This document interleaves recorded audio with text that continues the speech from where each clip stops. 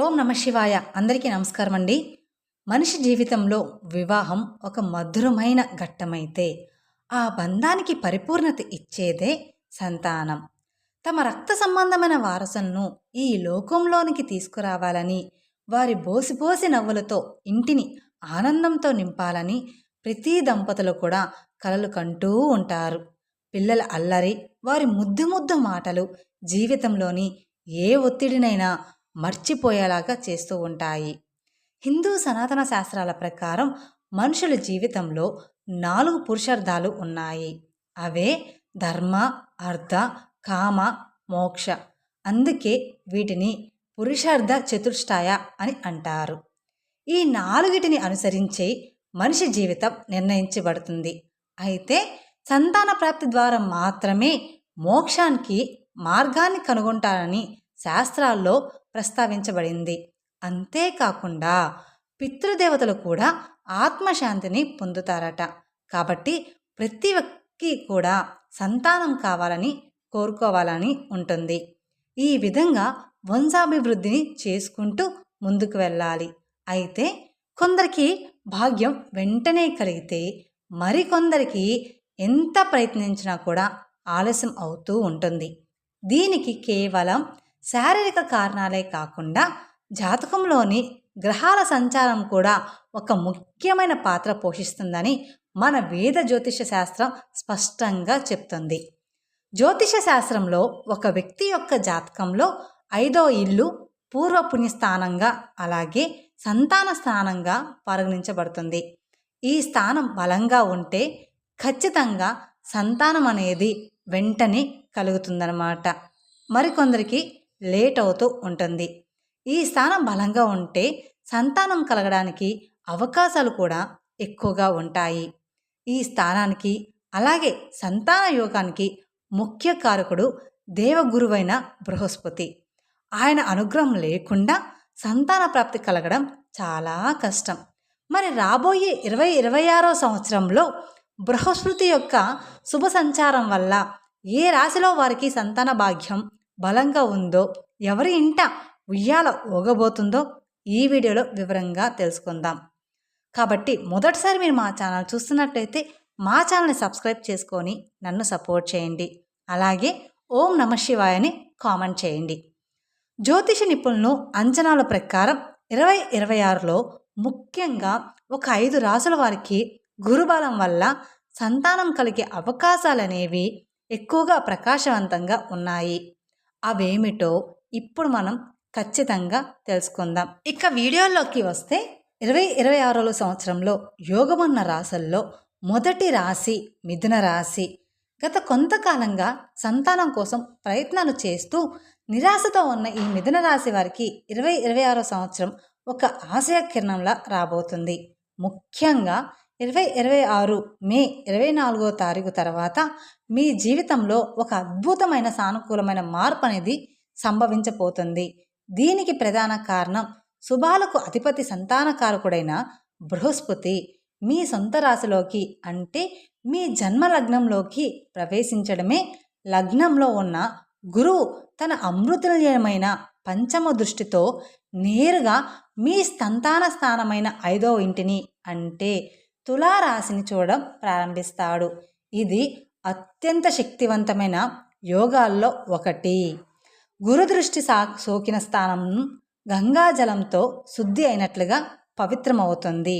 దీనివల్ల గర్భధారణకు సంబంధించి ఏవైనా సూక్ష్మమైన ఆరోగ్య సమస్యలు, అడ్డంకులు, దోషాలు ఉంటే అవి ఖచ్చితంగా తొలగిపోతాయి.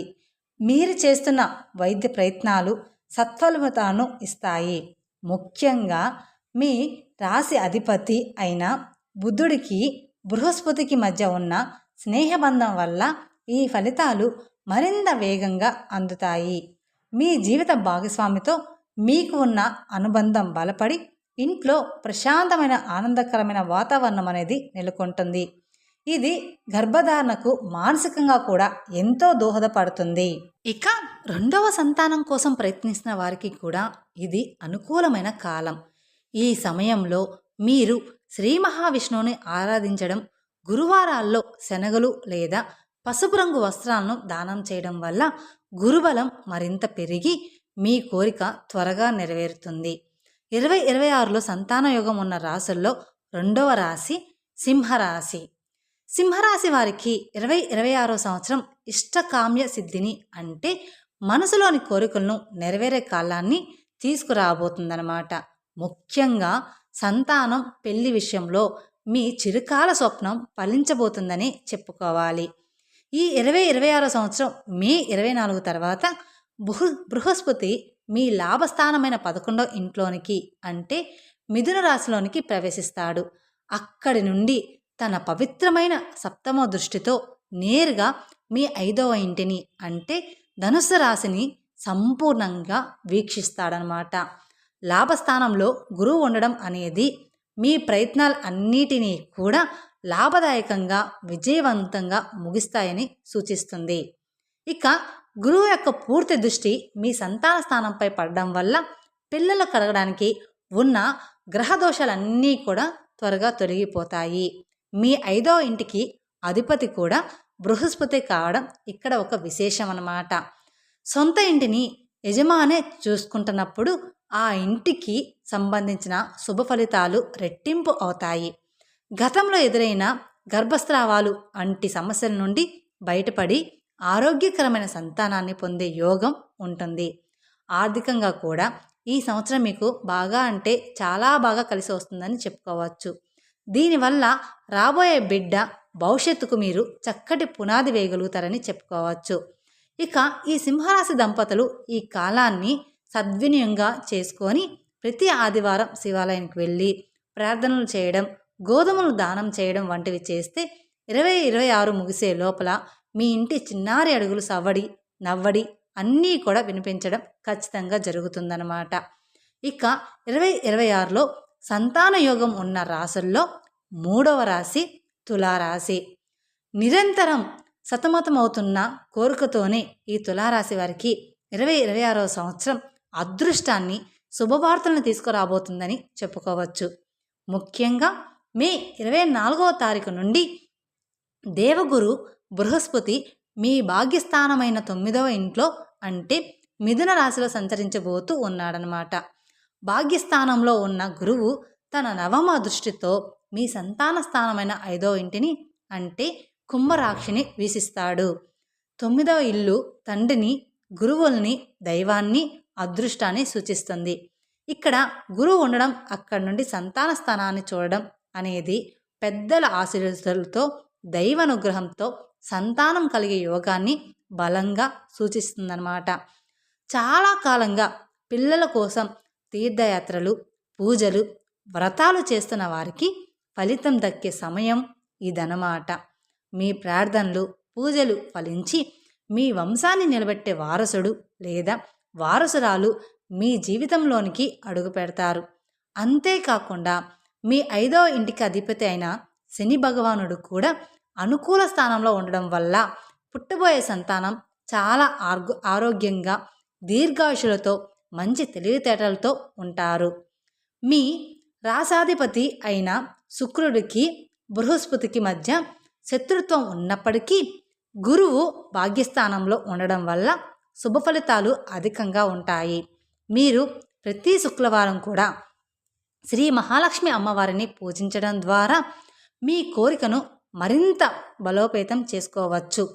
ఈ 2026లో సంతానం యోగం ఉన్న రాశుల్లో 4వ రాశి ధనుస్సు రాశి. ధనుస్సు రాశి దంపతులకు 2026 సంవత్సరం దాంపత్య జీవితంలో మధురత్వాన్ని, మాధుర్యాన్ని, కుటుంబ విస్తరణకు సూచిస్తుంది. సంవత్సరం ద్వితీయార్థంలో అంటే మే 24 తర్వాత మీ రాశాధిపతి అయిన బృహస్పతి మీ 7వ స్థానమైన క్రలాత్ర స్థానంలో అంటే మిథున రాశిలో సంచరిస్తాడు. 7వ స్థానంలో గురువు ఉండడం వల్ల భార్యాభర్తల మధ్య ఉన్న అపార్థాలు మొత్తం కూడా తొలగిపోయి ప్రేమ, అన్యోన్యత, ఒకరిపై ఒకరికి గౌరవం అనేది పెరుగుతాయి. అక్కడ నుండి గురువు మీ జన్మలగ్నాన్ని అంటే మొదటి ఇల్లు తన 7వ దృష్టితో చూడడం వల్ల మీకు మానసిక ప్రశాంతత, శారీరక ఆరోగ్యము, ఆత్మవిశ్వాసము రెట్టింపు అవుతాయి. గర్భధారణకు ఈ 3 అంశాలు చాలా అంటే చాలా అవసరం. మీ వైవాహిక జీవితం ఆనందంగా ఉండడం వల్ల సంతానం కలగడానికి అనువైన శారీరక మానసిక వాతావరణం సహజంగానే ఏర్పడుతుంది. మీ భాగస్వామి ఆరోగ్యం కూడా చాలా మెరుగుపడుతుంది. ఇద్దరు కలిసి తీసుకునే నిర్ణయాలు ఫలిస్తాయి. మీ రహస్య అధిపతి మీకు అనుకూలంగా మారుతుందన్నమాట. గతంలో ఎదుర్కొన్న సమస్యలన్నీ కూడా తొలగిపోతాయి. గురువారం నాడు సాయిబాబా గుడికి లేదా రాఘవేంద్ర స్వామి మఠానికి వెళ్ళడం, విద్యార్థులకి పుస్తకాలు దానం చేయడం వంటివి చేయడం ద్వారా 2026లో మీరు ఖచ్చితంగా సంతాన భాగ్యాన్ని పొందవచ్చు. ఈ 2026లో సంతాన యోగం ఉన్న రాశుల్లో 5వ రాశి కుంభరాశి. సంతాన యోగం విషయంలో ఈ 2026లో అత్యంత అదృష్టమైన రాశి ఏదైనా ఉంది అంటే అది నిస్సందేహంగా చెప్పవచ్చు కుంభరాశి అని చెప్పాలి.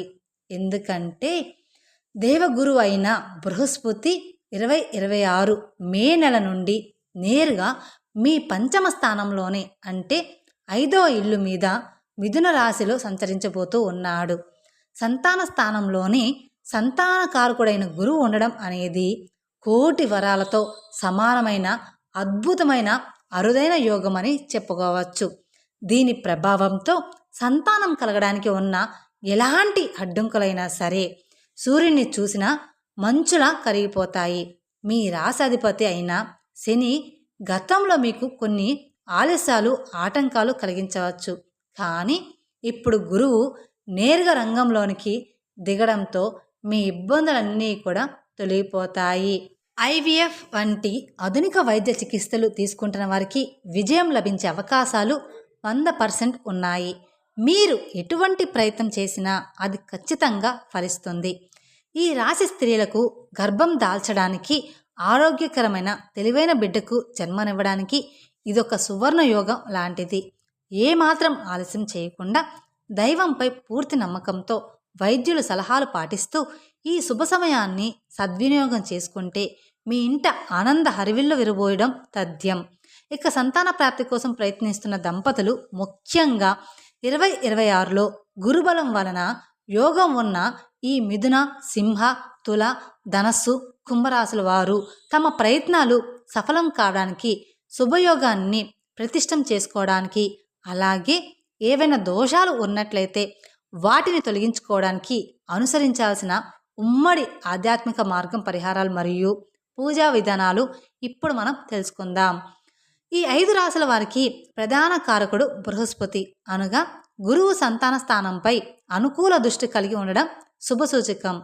ఈ అదృష్టాన్ని మరింత బలోపేతం చేసుకోవడానికి, దైవ అనుగ్రహానికి పొందడానికి ఈ పరిహారాలన్నీ ఖచ్చితంగా పాటించడం శ్రేయస్కరం. సంతాన ప్రాప్తి కోసం ప్రయత్నించే ప్రతి దంపతులు పాటించవలసిన అత్యంత ముఖ్యమైన పరిహారం దేవగురువు బృహస్పతి ఆరాధన. గురువు సంతాన కారకుడు కాకుండా శుభాలకు జ్ఞానానికి అధిపతి కాబట్టి ప్రతి గురువారం రోజున శ్రీ మహావిష్ణువును లేదా ఆయన అవతారాలైన సాయిబాబా, రాఘవేంద్ర స్వామి వంటి గురువుల్ని పూజించడం ద్వారా గురుబలం బలోపేతం అవుతుందన్నమాట. గురువారం నాడు స్నానం అనంతరం పసుపు రంగు వస్త్రాలను ధరించి ఆలయానికి వెళ్ళి శనగలను లేదా పసుపు రంగు స్వీట్లను దానం చేయడం మంచిది. ఇంట్లో లేదా ఆలయంలో విష్ణు సహస్రనామం లేదా గురు సూత్రాన్ని పాటించడం లేదా శ్రావణం చేయడం వంటి మానసిక ప్రశాంతత లభించి గ్రహాల అనుకూలత పెరుగుతుంది. అన్నిటికన్నా అన్ని కణాల వారికి, ముఖ్యంగా సంతానం ఆశించే దంపతులకు అత్యంత శక్తివంతమైన పూజల్లో ఒకటి సంతాన గోపాల ఆరాధన. గర్భధారణలో ఆరోగ్యకరమైన శిశు జననంలో సహాయపడే ఈ ఆరాధనలో సంతాన గోపాల మంత్రాన్ని చదవాలి. దేవకీ సుత గోవింద వాసుదేవే జగత్పతే దేహిమే తనయం కృష్ణ తవమహం శరణం గతః నిత్యం ఉదయం మరియు సాయంత్రం కనీసం 108 సార్లు భక్తి శ్రద్ధలతో జపించడం తప్పనిసరి. ఈ మంత్రాన్ని జపించే సమయంలో శ్రీకృష్ణుడు బాలరూపాన్ని లేదా సంతాన గోపాల యంత్రాన్ని మనసులో ధ్యానించడం వల్ల ఏకాగ్రత పెరిగి కోరిక వేగంగా నెరవేరుతుంది. సంతాన భాగ్యం పొందడానికి శక్తినిచ్చే మరో ముఖ్యమైన దేవత శ్రీ మహాలక్ష్మీదేవి. శ్రీ మహాలక్ష్మీదేవి సంపదకు, శుభాలకు స్త్రీ, జనన శక్తికి అధిపతి అయిన అమ్మవారిని ప్రతి శుక్రవారం ప్రత్యేకంగా పూజించాలి.